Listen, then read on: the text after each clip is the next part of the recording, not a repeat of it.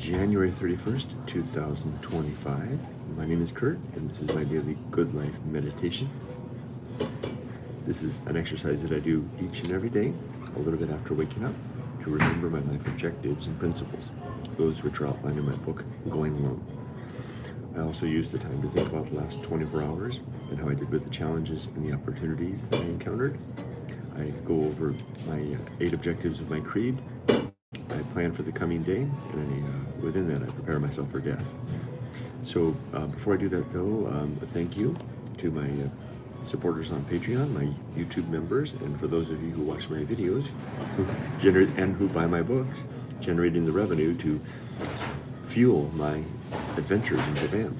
This Wanda morning shot this morning, bought here at Boston Station, as I do every morning, was provided by the largesse of my supporters. Thank you very much. And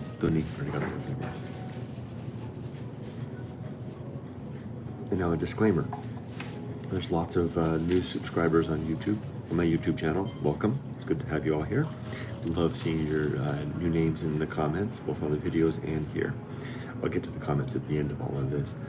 I do want to let you know, though, that this is not a Japan-related video. I do make lots of Japan-related content, but these Good Life meditations are more personal in nature. And the only part that's Japan is the fact that I'm in Japan while I do them. And you can hear the sounds of the convenience store behind me. All right, let's begin. I do 4 things every morning.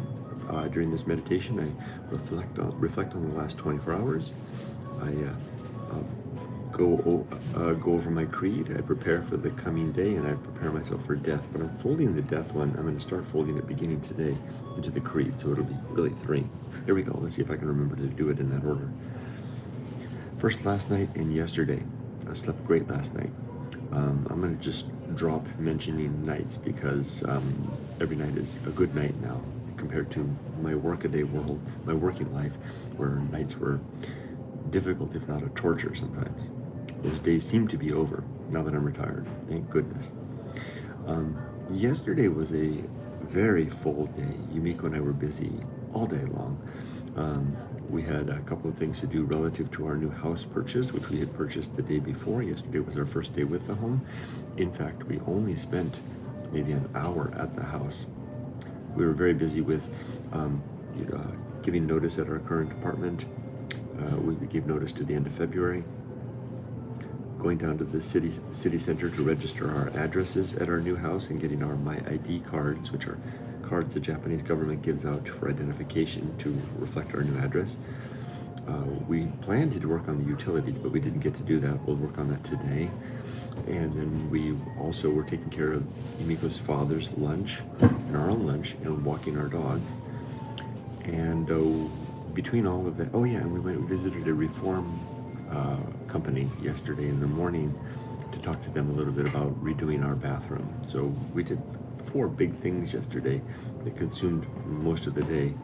Also, they consumed 1 full day of our available time, 29 days remaining before our lease is up at our apartment, and we need to be out. So we've got a lot to do.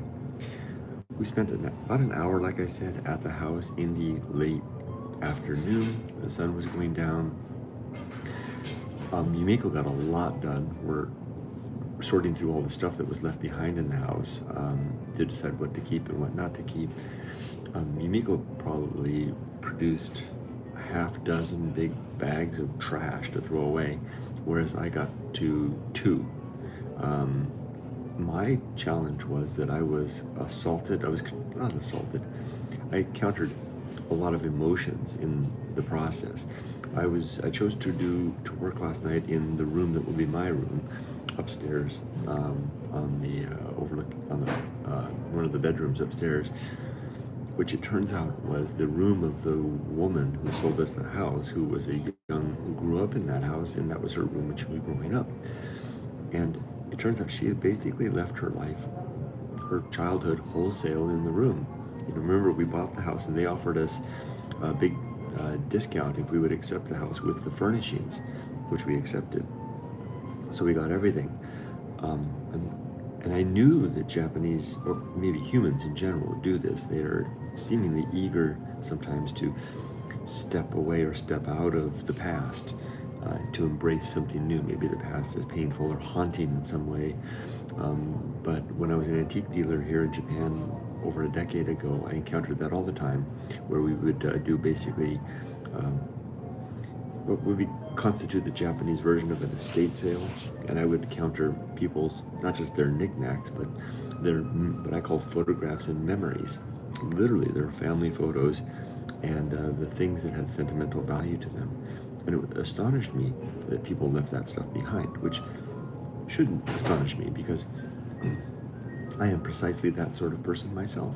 I don't hold on to the past, and I'm especially challenged, and I'm very good at dispatching things that hold sentimental, or are sentimental to me. The only exception to that is photographs, because I believe that the photographs are not mine to keep. I'm a custodian of family photos to be handed down to my daughter.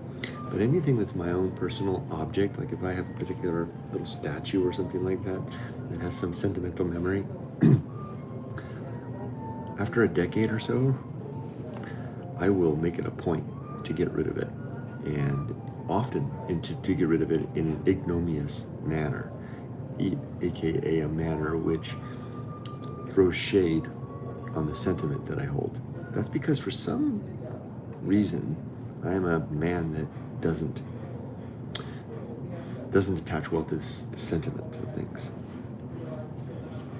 I remember being this way as a boy, and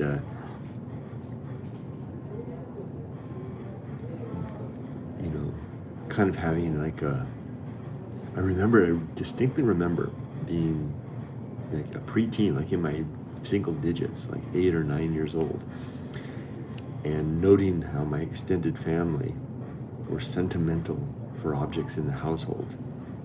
And I held some sort of a, disdain is too strong a word.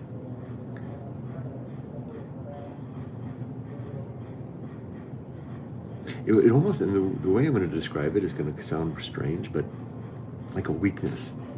Like those things held them captive. I think I just nailed it. Thank you, if I do say so myself. It was like those objects were attached to them with some sort of like a super glue, and that they couldn't get away. They were stuck. I remember I won't name a particular relative, one of my relatives' homes, and I remember being a little boy and walking through and thinking, these people are stuck with all this stuff. And I was just like 8 or 9.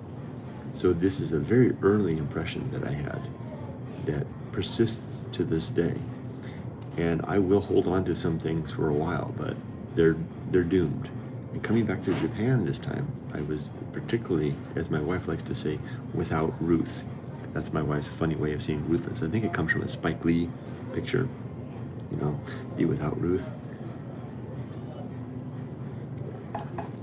Like I threw away bodily into the trash can my old softypapa leather hat, the hat that I wore, the one that shows up on my avatar, that I got in Australia, that I wore on all my adventures, that, I probably should deserve to, as some people have told me, should be hung on a wall as some memorial.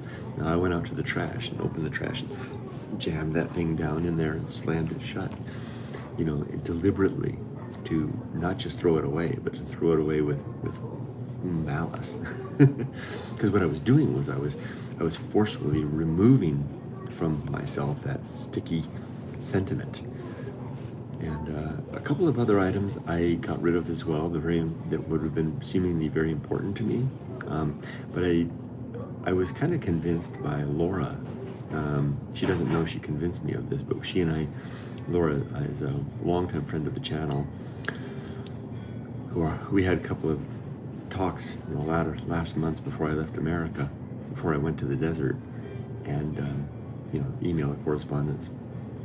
And Laura made me realize that if I'm going to do that kind of stuff to those things, that maybe there's a better way to do it. Like maybe there's people that care about my channel and my adventures that might like to have a souvenir of it. So, for example, I sent the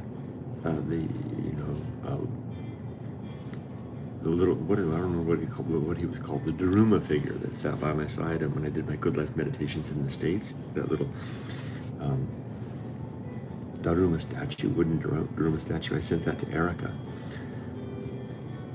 precisely for that reason. And Laura, I can thank you for that. Otherwise, I wouldn't have thrown Daruma away. He's too beautiful a thing to do that. But I would have taken him and dumped him into like a thrift store,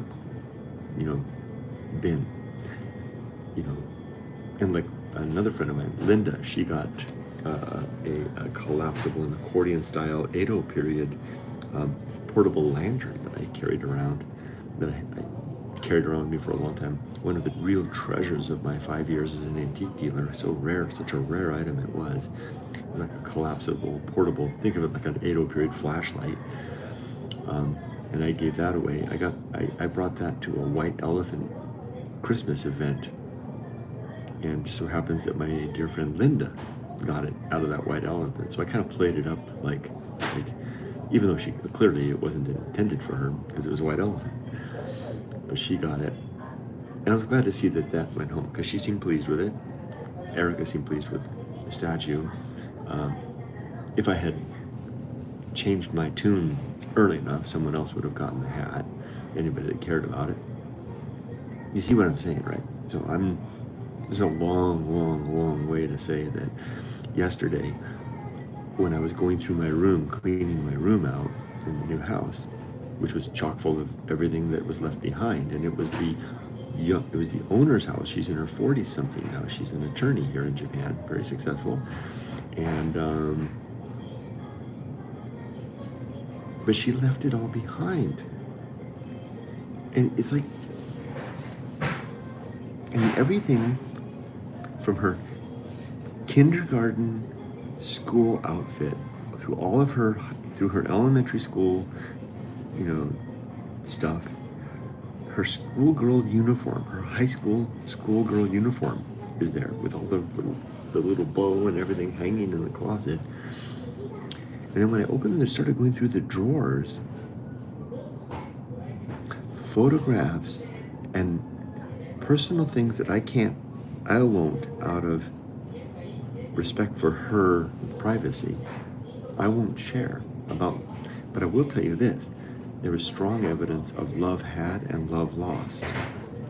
Like in high school, I think she's probably stayed in that room into her mid-20s, probably through university. And there's clear evidence of a boyfriend and strong intentions maybe towards marriage, and I don't know what happened. I did notice that this is not evidence of anything, when we were doing the house sale, she wasn't wearing a ring, but that in Japan they don't always wear rings when they're married. Anyway, so this is why it took me so long to get through it. I'm going through the drawers and I'm finding all these things, and I'm shouting down to Yumiko, and I'm saying, you're not gonna believe what I found now. And I've got the throwaway drawer and the keep drawer. Now how do you keep like I can't even, okay, I won't go to the personal stuff, I'll say that not. How do I throw away her schoolgirl uniform hanging up there, right? And then her yochan, her kindergarten student uniform. It even got the name, it's got her name in it that her mother wrote in there, all hanging really nicely, ready to be worn. And I've got a bag there that throw the trash in, but I'm not gonna keep it. How would that be? Yeah, Kurt's that guy. He's got all that schoolgirl uniforms in his closet, because I think I'm gonna keep this bureau and dresser for myself. You see why it took so long, right? Whoops. So sorry, I just spilled something. I made terrible forward progress yesterday, while Yumiko was being utterly without Ruth. I wouldn't call that, remember, I'm doing my good life meditation here. I wouldn't call that a challenge, so to speak, as much as a sentimental sentimental roadblock that I encountered. It's very worthwhile, and I need to think about it. I will hold on to some of these things, not because I'm, as the Japanese would say, etchi. I'm not a pervert, but I'm going to hold on to some of these things. I sectioned off one drawer to put a few things in as catalysts to memory, because I need to think about this. I need to digest this a little bit. Because she did this deliberately.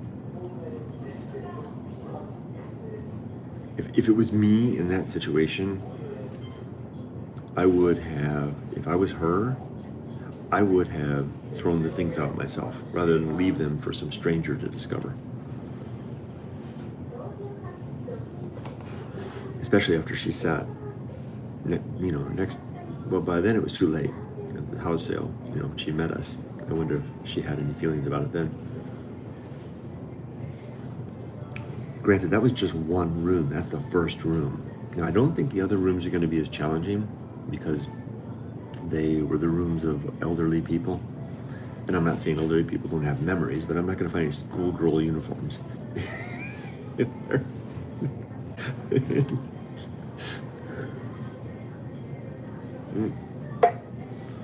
But there was just one more thing. There was interesting evidence of her visiting Los Angeles.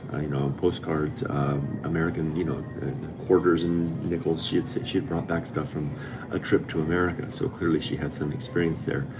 And that trip had happened with the aforementioned love interest, because there was evidence and photographs of the two of them there. Okay, so the second challenge from yesterday was time worry. Very, very mild challenge. I was a little worried about time.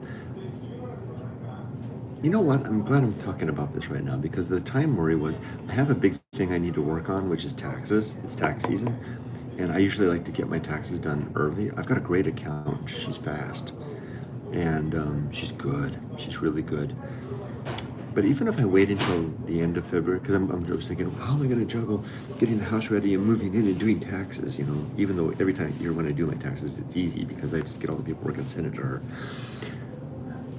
So I could tackle it in two ways. I could do that, get all the paperwork and just send it to her, and she'll do it. Or I could wait until the end of February, March, and that still gives us a month and a half, and she can knock it out in that time as well. But I like to do it early. So maybe this is the chance to use the objectives and tools of my creed, the principles of my creed. Let's apply reason to this. Because it's the bullet item here, because every day I make this list of my day's activities. It's everything I'm doing through hour by hour. So the time worry has to do with, how am I going to get us moved by the end of February and take care of taxes? Has my life become that simple? That's all I got to worry about anymore. And even those things seem bad. There's two ways I can do this. I can juggle them together, or I could hold off on the taxes. I think I'm going to do the latter.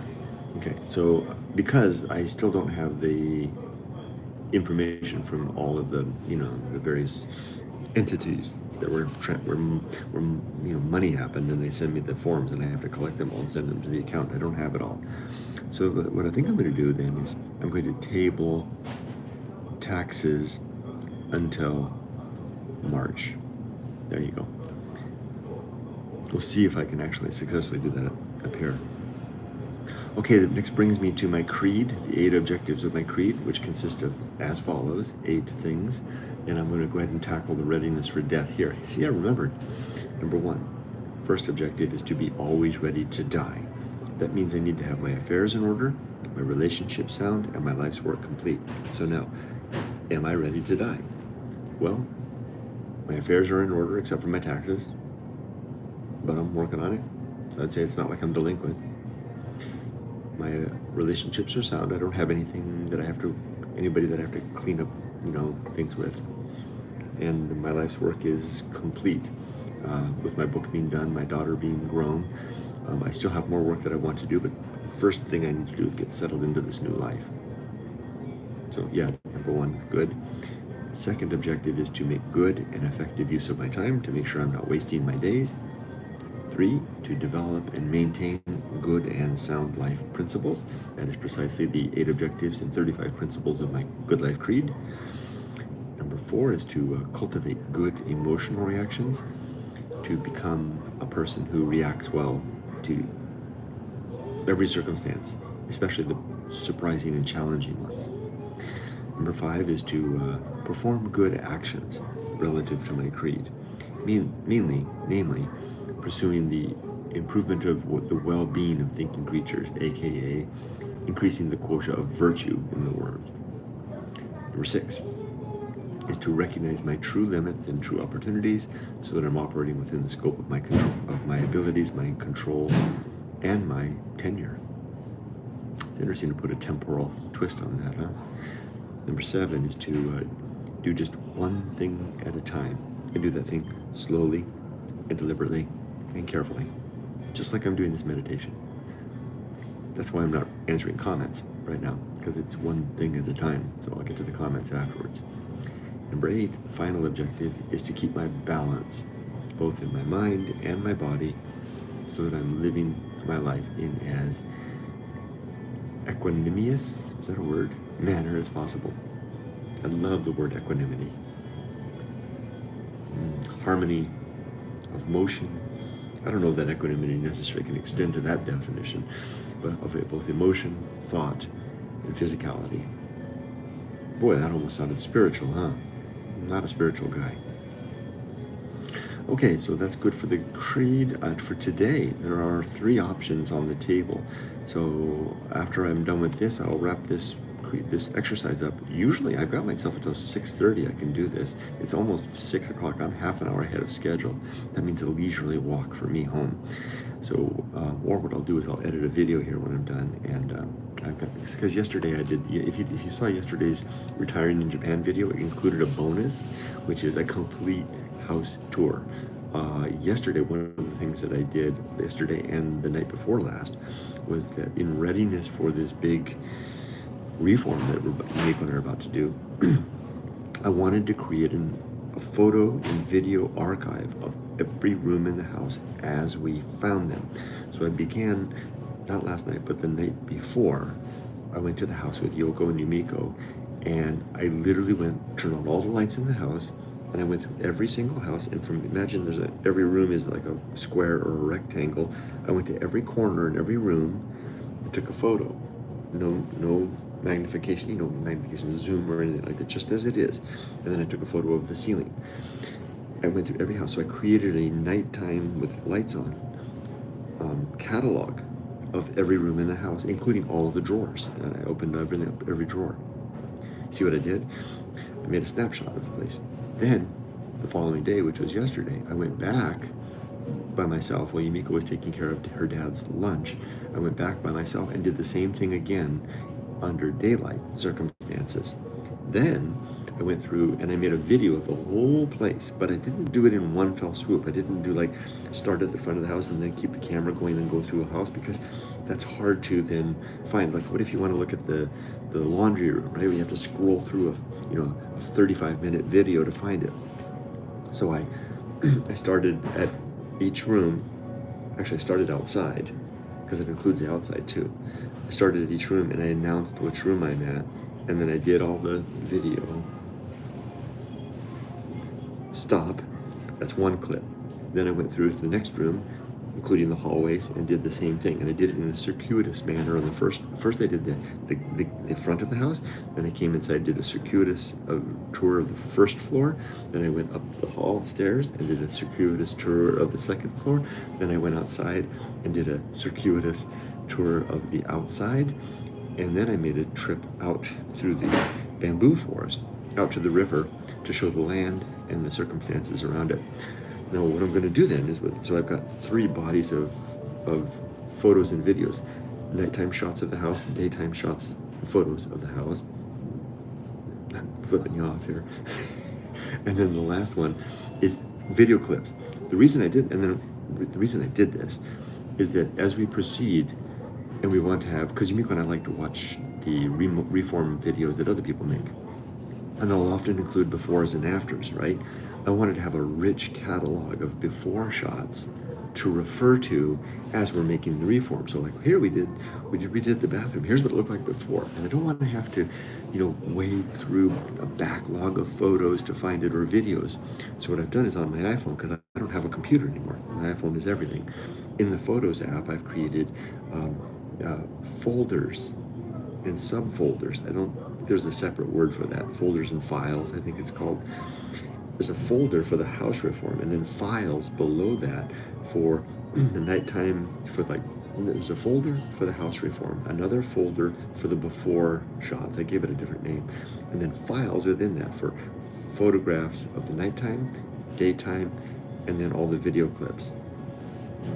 This should be very, very easy then to create videos in the future showing the work we've done and then throwing in clips of the before. Boy, I spent a lot of time explaining that, didn't I?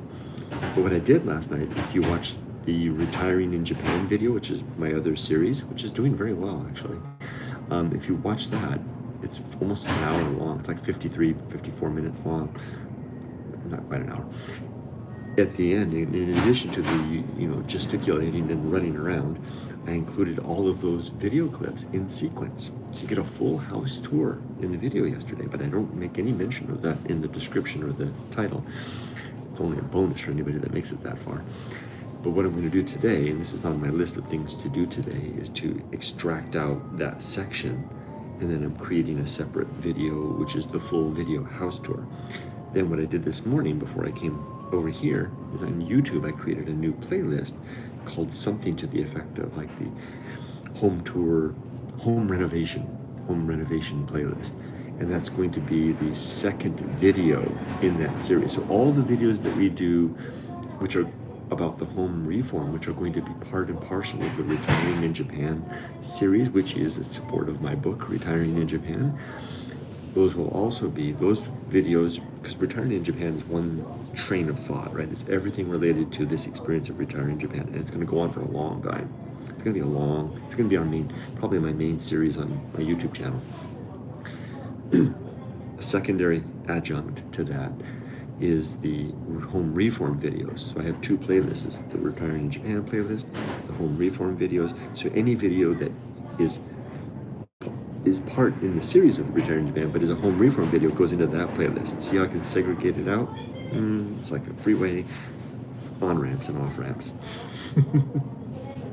All that to say, that's one of the things I'm going to do probably now, after I finish this, between now and 6:30, before I walk home, is I'm going to pull that one clip out. This is what's great about having my life on an iPhone. I don't have to go home and do it on a computer. Just do it right here, with my coffee. What's left after I spilled it. So we'll do that, the house video. I'll do that now. As for today, what do we need to do today? We need to work on the utilities, and we need to get back to work on the house cleaning. I wanted to point out something interesting. I've been suffering, if you follow these videos, you may know that I was suffering from kind of a fatigue ache. For a couple of days, it felt like malaise, but I don't think it is. It's just a fatigue in the afternoon. The reason I was thinking it might be malaise is because this sense of not having purpose, being retired, and I suspected that having a house would remedy that, because that's chock full of purpose. Seems to be doing the job. The fatigue was manageable yesterday, except when we were in the car and I fell asleep. That's why Yumiko drives in the afternoons and late mornings, is because I fall asleep in the car driving. So I'm not allowed to drive unless it's early in the morning. So I'm hoping that the house cleaning will address that, and this will be the start of a very rich and purposeful year ahead and life beyond that. And with that, I think I'm done with my meditation for today. Let's see. I talked about yesterday, emotions in the room, time worry. I talked about that. I did reviewed the creed, and I prepared for today. So you see, I know it's hard to read my writing, but I do this every day. There's a list. I give every day a date, and I give it a title. Today's title is 29 days. And if you're in my Discord, over in the main text thing over the text channel, I create a thread for that day as well. most days I just don't get any further than explaining what I'm going to do that day. But my plan is that I want to begin using the Discord as my dump. All my thoughts, all my random thoughts, all the things that are too personal or too weird to share on my social media will go in Discord. So, and anybody that's really, really curious can come join my Discord, and they can see what's really going on in this mind. Like maybe maybe I could share in Discord what I really found. I will. In Discord, I'll share what I really found in that room. Photos of it too. And the reason I'm being circumspect is that I want to respect the owner's privacy, but at the same time, she chose to leave it behind. I mean, none of it's her name. It's not like I'm giving her name, identity, or my ID number here in Japan. It's just a photo of her kindergarten uniform, which seems personal, but you know what I mean? I don't want to broadcast that on Instagram, but maybe I'll share photos with the folks who decide that they want to join my Discord server. Maybe that's good use for it. Yell at me in comments if you think that's a bad idea.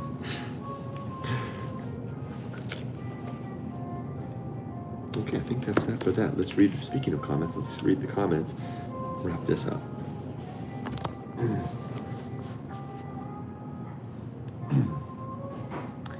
Ivy Yarn says, "Hi Kurt," and a wavy hand. Hi Ivy Yarn. I don't recall your name before. Welcome if you're a new viewer. Powell Adamski. Yo, bro. You're a new name too. I don't think I've seen you. Paul from PL, question mark? Oh, you're asking Paul. Yeah, some sort of a reference to something I don't know. Ivy Yarn says, "Yes, we do care, Kurt, about your channel. All of those. Just do not have enough time to watch all of those. Unfortunately, full schedule recently." Thank you. Well, clearly, Ivy Yarn, it sounds like you're familiar with my channel. I apologize if I don't recognize your YouTube handle here. It's important to me to remember people that come by. I'm sorry if I've forgotten, and I understand. I make more content than is decent sometimes. Nobody can keep up. I can't either. And believe in yourself. There's Rob. There's Robert. It says, "Hi, Kurt, Paul, Adamski, Ivy Yarn." Robert's always good to greet everybody in the room. Thank you, Robert. I know what you mean. Seems fair.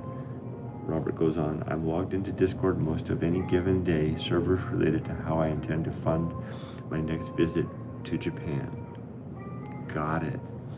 All right, that's the end of comments. I made them through them all.